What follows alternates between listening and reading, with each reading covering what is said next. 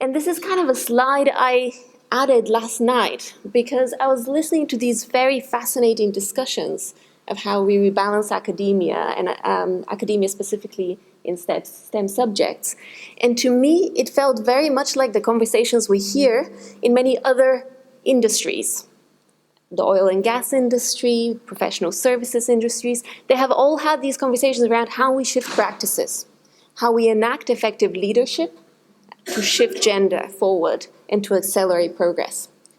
But academia has a different role as well from these industries. It has two very important products that come out of this industry. One is new knowledge. So a few really good presentations touched on the fact that more of the gender dimensions needs to be woven into all sorts of knowledge, especially medical knowledge. But the other and slightly more obscure dimension of the products that the STEM faculties deliver is actually people. They deliver the talent of today and tomorrow. So I would like to also touch upon that in my conversation, because that is something that we talk a lot about. And both of these conversations, or all three of these conversations, are in fact very important.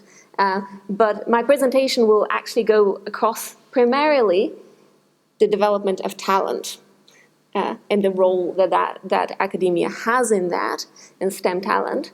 But also the later part of the presentation, which actually looks at practices and how we shift what is currently happening in gender, is going to also touch upon some of the other conversations we've heard in this forum, which has been more around accelerating progress.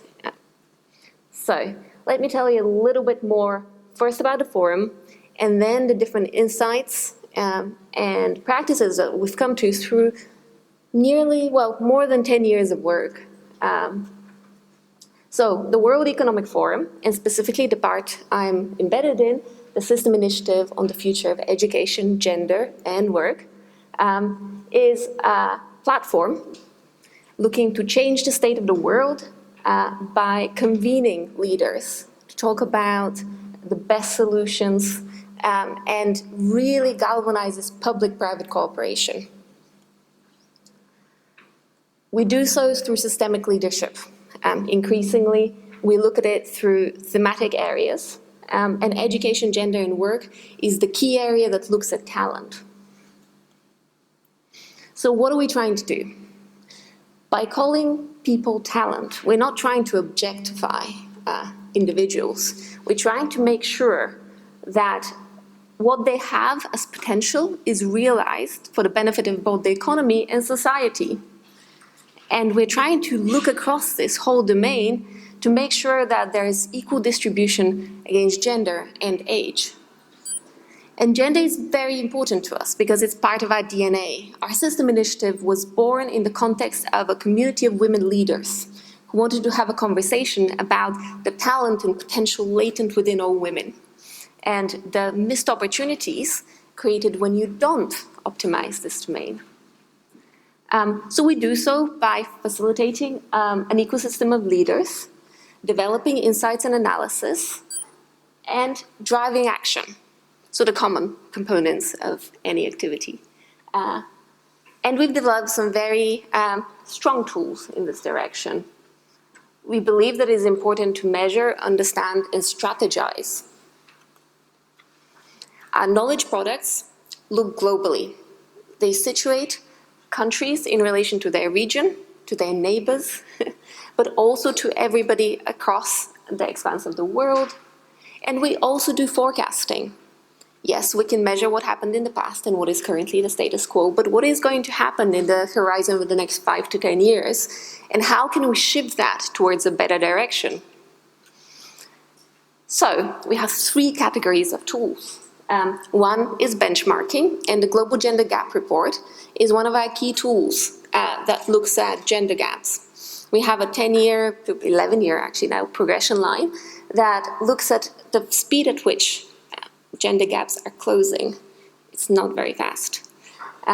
We also have a parallel product, and it's distinct not because these are different issues, it's distinct for the benefit of clarity, which looks more widely at human capital. It's looking at employment and it's looking at education in parallel, because these conversations are too often separated too far wide. And we do forecasting. So about 2 years ago, we took part in a survey exercise that actually helped us get ahead on some of the issues that are about to hit us, are already hitting us in the next 5 years. So on benchmarking, we focus on outcomes, not inputs. There are a variety of circumstances that shift what's happening to gender right now, but it is important to get a baseline of the status quo right now and to start thinking about insightful time series where outcomes matter especially. And so we look at gender gaps, not women, not men, gender gaps. So the space between the circumstances of men and women, outcomes experienced by men and women.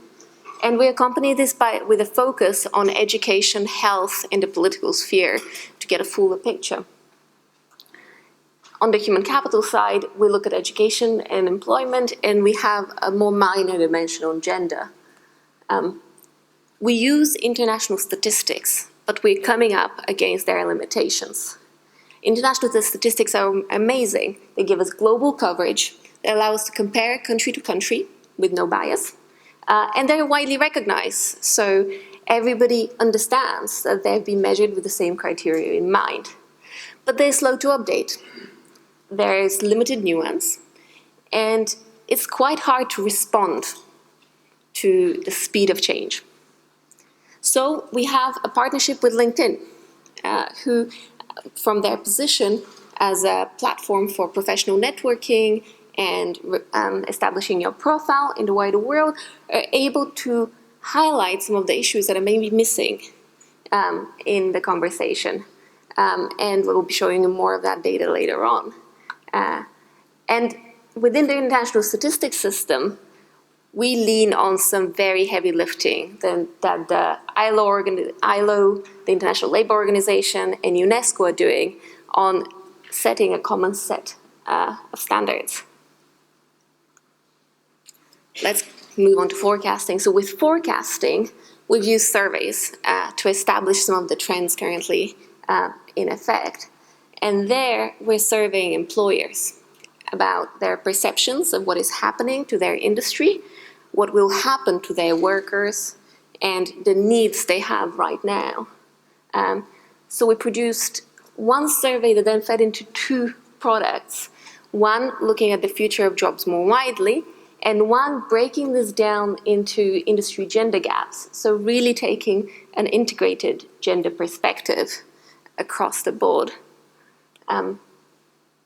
And we surveyed large corporations whose opinions, strategies, and views will be reflected in the lives of millions of workers. We made sure we covered the expanse of the world. We touched on data from Australia, Brazil, China, the United States, Japan, Mexico. So, what do we find? That is perhaps the more exciting side of this equation. Well, unsurprisingly, optimizing human capital in your organization is, and in your country, in fact, is going to lead to largish dividends in the economy. It's closely tied, and although you can never establish direct directionality completely, there is enough of a tie to suggest this matters. So we need to look at this. You need to leverage talent pools. So on the left-hand side here, you see the outcomes of our human capital index, the score that each country receives in our rankings. On the bottom, you see the gender gap index. You cannot do well in using the most of your talent without doing well in gender as well. Yes, there is endogeneity, and it's intentional. And what does the gender gap index measure? It measures 4 components: economic participation and opportunity, educational attainment, health and survival, which is just some basic measures to make sure that a country is not prejudicing female children at birth, and political participation. So the status quo is as is shown here.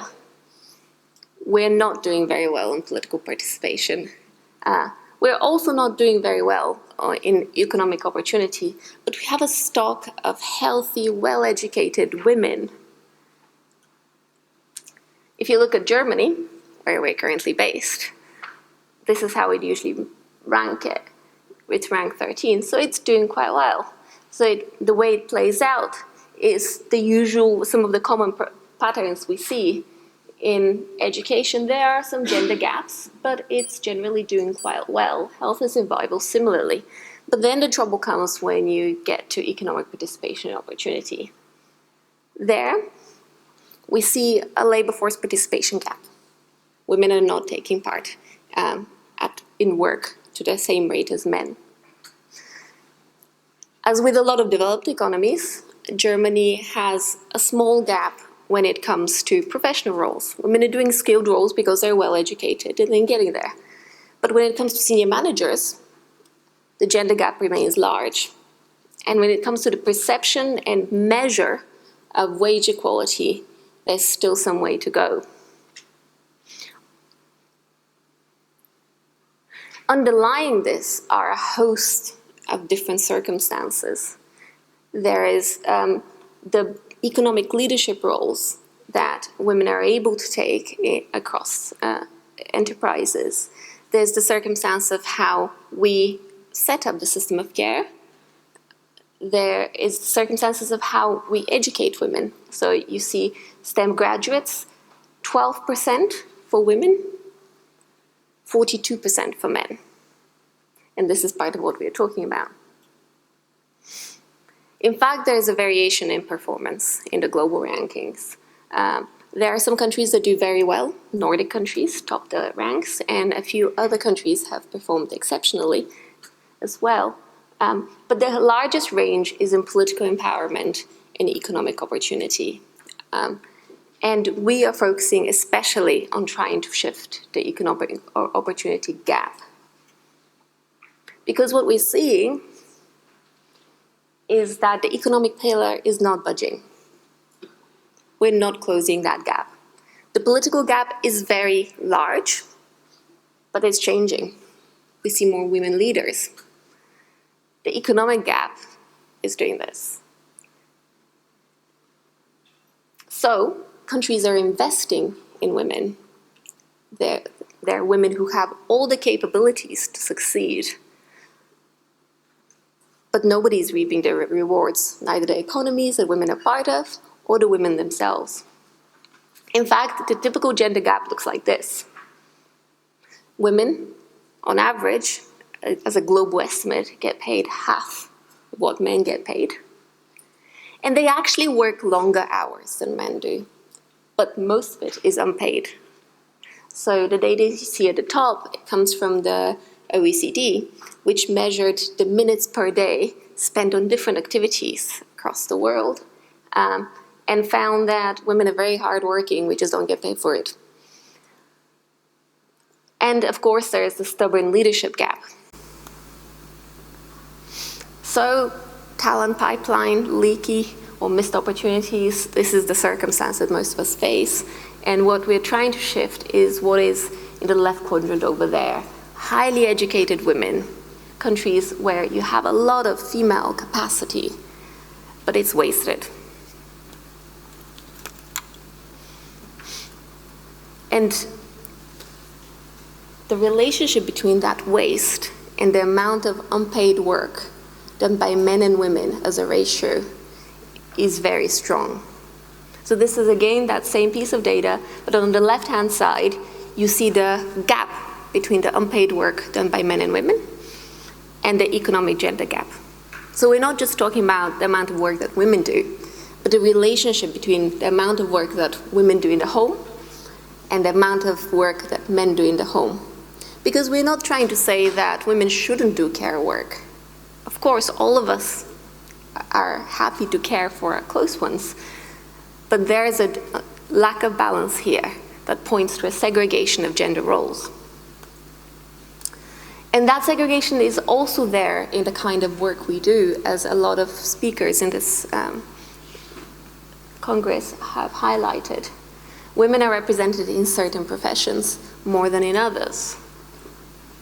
The information and communication technology sector, which is one of the far fastest growing ones, is one with the largest gender gaps, whether it's in women engineers or women as market directors, as market professionals. The women are just not there. And this is going to become a larger problem, because when we did our forecasting exercise to look at where company leaders think growth is going to come from, it's from architecture and engineering, computer mathematical job families.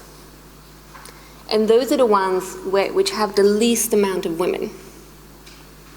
Whereas on the other end of the scale, office and administrative work is going to disappear to a certain degree. We're going to see cutbacks. But there, women are well represented. So I guess the message to sit at right now is consider this. Women are well educated, but their talents are not being used in the labor market right now. And if we do nothing, as a lot of the speakers in this Congress have pointed out, it's not just that it's not going to get better by itself, but it might actually get worse by itself because of the trends we're seeing. So we have 3 strategic considerations for you right now. Let's start thinking about the disruptions.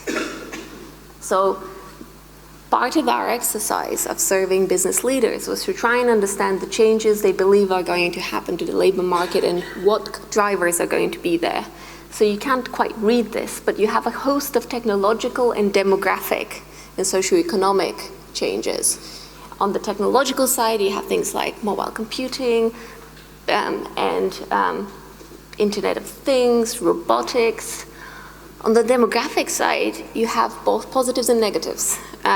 You have aspects such as geopolitical volatility that we don't have strong control over, but you also have things like aging populations that will change the need we have for care in our societies.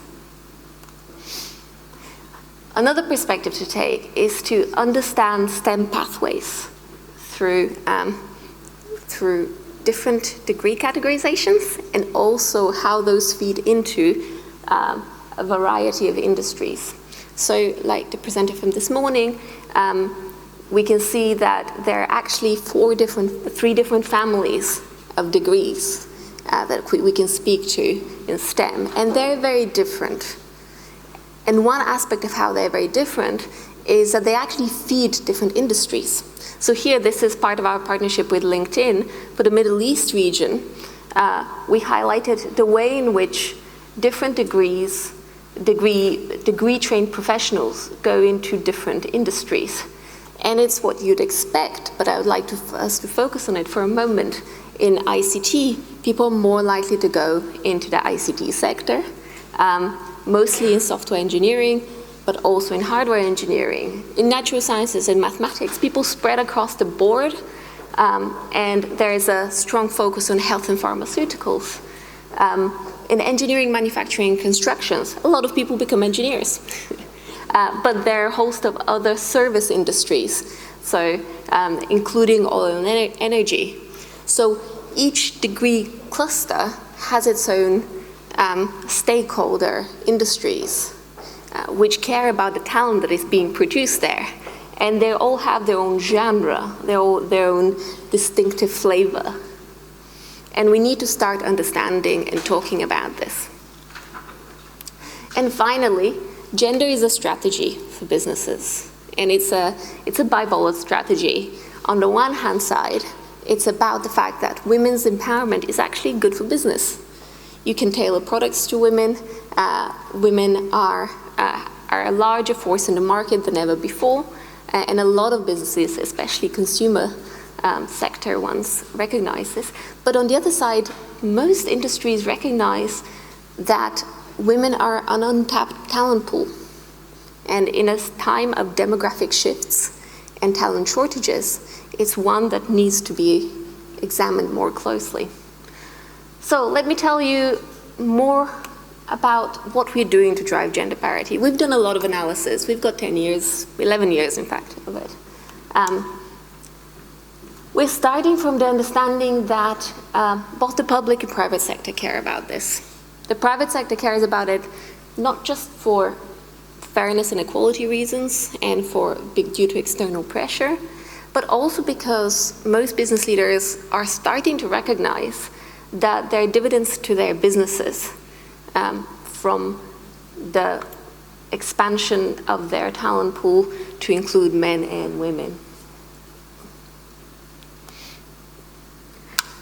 One way in which we are bringing together the interests of those two stakeholders is by country task forces, where we're looking at the way in which we can invigorate a whole system to try and think about the current challenges in driving gender parity.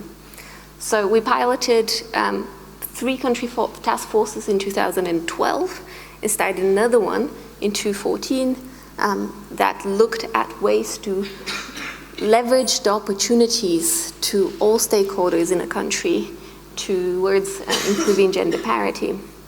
And since 2016, we've been working with the Inter-American Development Bank to scale this across Latin America and specifically in Chile and Argentina. This is a model that we tailored to countries that have high talent capacity, but it's currently being used poorly across the economy more widely. Task forces bring together a host of stakeholders in society, civil society, governments, companies. They identify key gender gaps, and task forces create a leadership that then drives that forward in the country. They're looking at the same categories that most people look at and that are index covers: increased female participation in the labor market, narrowed gender gaps, and increasing women in leadership roles. And a host of activities is focused on doing this throughout a 3-year period. So how do we set it up functionally? We set up a leadership group. We form a technical working group. And then we start launching the activities step by step. Companies are asked to make a commitment to the effect they're going to have.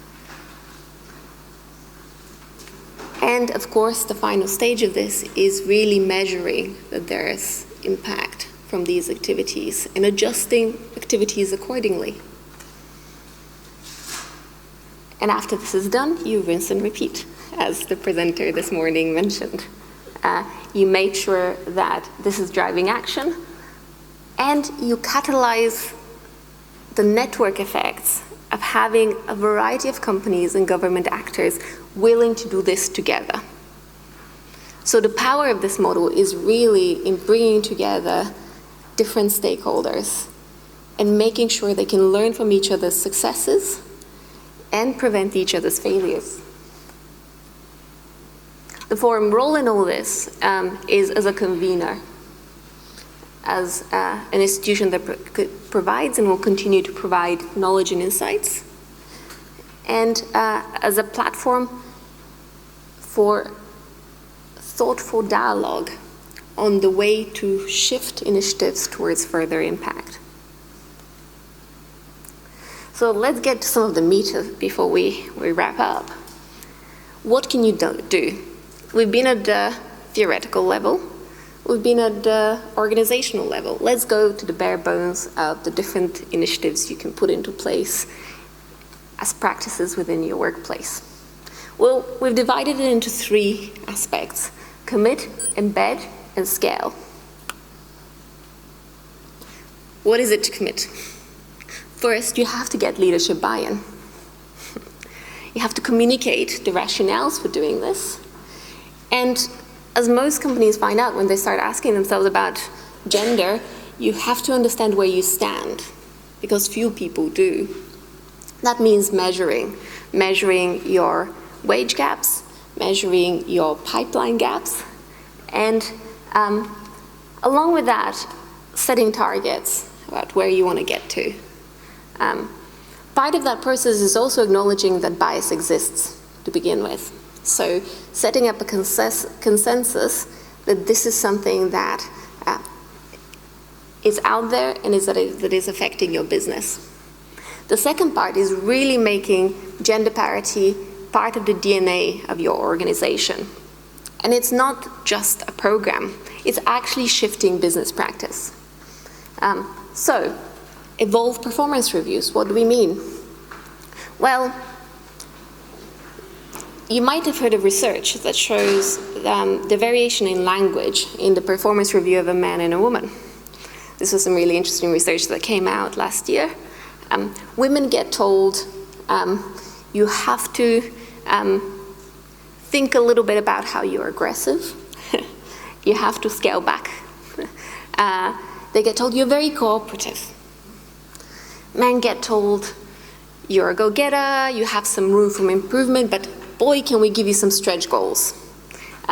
So rather than saying, okay, this is just about bias, we have to eliminate bias, no, we're actually saying something slightly different. You have to make sure your performance review structure works. You take into account the career paths that people have at their disposal, and you take into account how you use language and set targets for everybody. And then there are a host of other approaches to take that most speakers have already covered in one way or another. You look at your pay gap, you understand what's going on there, you empower parents, you close the confidence gap.